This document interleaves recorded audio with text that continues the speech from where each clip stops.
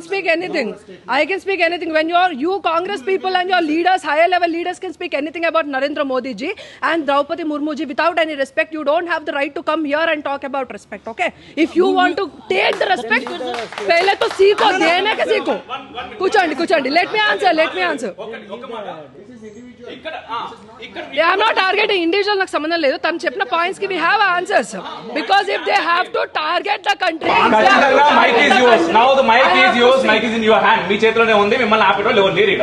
వీళ్ళు ఇన్ని సంవత్సరాలలో చూడని అభివృద్ధి 10 సంవత్సరాల్లో మేము చేసి చూపించామని అంటే దానికి వాళ్ళకి ఆన్సర్ దొరకదు. మళ్ళీ వాళ్ళు రామ మందిరం దగ్గరికి వెళ్తారు. మళ్ళీ బీజేపీ మీద మతం అని ముద్ర వేయడానికి ప్రయత్నం చేస్తారు. అంటే మైనారిటీ అపీస్మెంట్ పాలిటిక్స్ గురించి మాట్లాడతారు.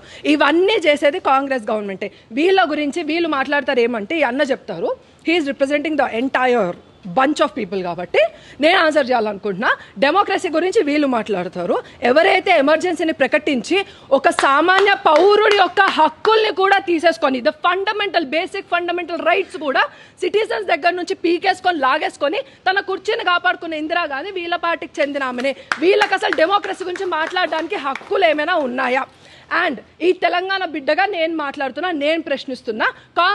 కాంగ్రెస్ వాళ్ళు ఇచ్చారు కాబట్టి వీళ్ళు ఇక్కడ ఏమంటారు అధికారంలోకి వచ్చారని 1969లో 369 మందిని కాల్చి చంపింది కాంగ్రెస్ వాళ్ళు. తెలంగాణ రాష్ట్రం అడిగినందుకు చంపి పడేశారు కాంగ్రెస్ హయాంలో. అంతమంది ఈరోజు తెలంగాణ రాష్ట్రంలో చావులు బలయ్యారని అంటే బికాస్ ఆఫ్ కాంగ్రెస్ పార్టీ. అసలు వాళ్ళకి ఏం అధికారం ఉంది మరి తెలంగాణ రాష్ట్రం గురించి మాట్లాడేది? అసలు దేశం గురించి మాట్లాడడానికి వాళ్ళకి ఎలాంటి అర్హత ఉందన్నా?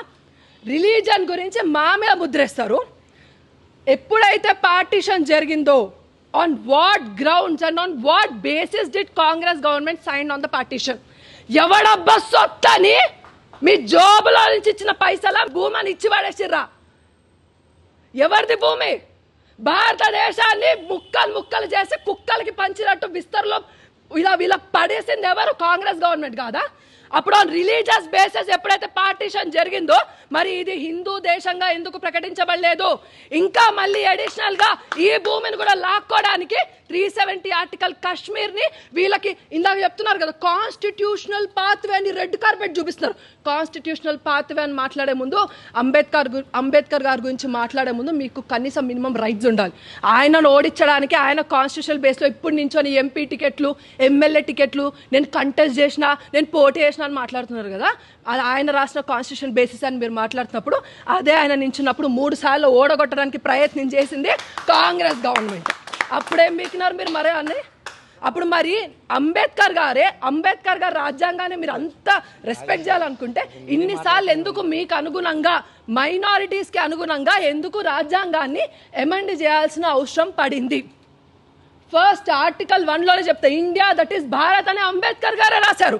మరి ఇప్పుడు ఇండియా పేరుని భారత్గా మారుస్తామంటే దాన్ని కేవలం ఒక మత ఆధారంగా మాత్రమే ఎందుకు మాట్లాడారు? ఇప్పుడు కాశ్మీర్ని ఎందుకు 370 ఆర్టికల్ని మళ్ళీ తీసుకొస్తానని రాహుల్ గాంధీ మాట్లాడుతున్నారు మేము అధికారంలోకి వచ్చిన తర్వాత. అన్న 370 ఆర్టికల్ ఉంటే నీ భూమి ఆడగాకపోతే ఈడ కొనుక్కో అన్న, ఎకరమేమన్నా 10 ఎకరాలు ఇప్పిస్తాం నీకు. అర్థమైందా? మేము చందాలు వేసుకొని ఇప్పిస్తాం. నువ్వు అంత దీన స్థితిలో ఉంటే మేమందరం చందాలు వేసుకొని ఇప్పిస్తాం. But 55% of the Kashmir land is now in the control of Pakistan. ఎవడొబ్బ సత్తని రాసి ఇచ్చారు? అది క్వశ్చన్ చేయండి ఫస్ట్. ఈరోజు మన దేశం ఎటుపోతోంది? ఇంకా యువకులు అటు సైడ్ కూర్చొని మాట్లాడుతున్నారనంటే ఈరోజు కళ్ళల్లోంచి నీళ్లు కాదు రక్తం వస్తుంది. ఇప్పుడు డెమోక్రసీ గురించి మీకు మాట్లాడడానికి మినిమం రైట్స్ కూడా మీకు లేవు. పాత్వే గురించి మాట్లాడుతున్నారు. అంబేద్కర్ గారిని అవమానించి మీరు అంబేద్కర్ గారికి భారత రత్న ఇప్పించారా? వీళ్ళు బీజేపీ గవర్నమెంట్లో ఇప్పించారు. బీజేపీ గవర్నమెంట్లో భారత రత్న ఇప్పించారు. కనీసం పార్లమెంట్లో అంబేద్కర్ గారి విగ్రహం కూడా లేదు. ఆయన కనీసం పూలేసిన దాఖలాలు కూడా మీ బతుకులు కాదు. బీజేపీ గవర్నమెంట్లో అంబేద్కర్ గారిని మర్యాద పూర్వకంగా చూసాం. ఈరోజు ఒక 370 ఆర్టికల్ యూసీసీ ఎన్ఆర్సీ సిసిఏ ఇవన్నీ కాదు. ఈరోజు దేశము 70 సంవత్సరాలు అడుక్కు తినే స్టేజ్లోనే ఉండింది. 70 సంవత్సరాలు 10 సంవత్సరాలు మాత్రమే అభివృద్ధి కాలాన్ని భారతదేశం చూసింది. ఇది భారతీయ జనతా పార్టీ యొక్క గొప్పతనమే, ఇది నరేంద్ర మోదీ గారి యొక్క గొప్పతనమే, ఇది సంఘటిత శక్తి యొక్క గొప్పతనం మాత్రమే. అది మేమందరం మా అందరికీ గుర్తుంది. మా అందరికీ తెలుసు. శాంతి మంత్రాలు వీళ్ళు మనకు బోధించాల్సిన అవసరం లేదన్నా. మాకు శాంతిగా ఎప్పుడు ఉండాలో తెలుసు. ఖడ్గం పట్టుకొని ఛత్రపతి శివాజీ మహారాజ్ ఎప్పుడు అవ్వాలో కూడా మాకు తెలుసు. వీళ్ళు ఎప్పుడైతే రామ మందిరాన్ని వీళ్ళు ఫర్గా ఉన్నారా, 370 ఆర్టికల్ వీళ్ళు వ్యతిరేకం కాదా? రామ మందిరానికి ఫర్గా అంటే వీళ్ళ నాయకులందరికీ ఏం రోగం పుట్టింది? రామ మందిరానికి రావడానికి ప్రతిష్టాపన రోజు ఎట్ ద సేమ్ టైం కోర్టులో అసలు రాముడు అనేవాడే కల్పితం అనడానికి అడ్వకేట్స్ ని వ్యతిరేకంగా పెట్టింది కాంగ్రెస్ వాళ్ళు.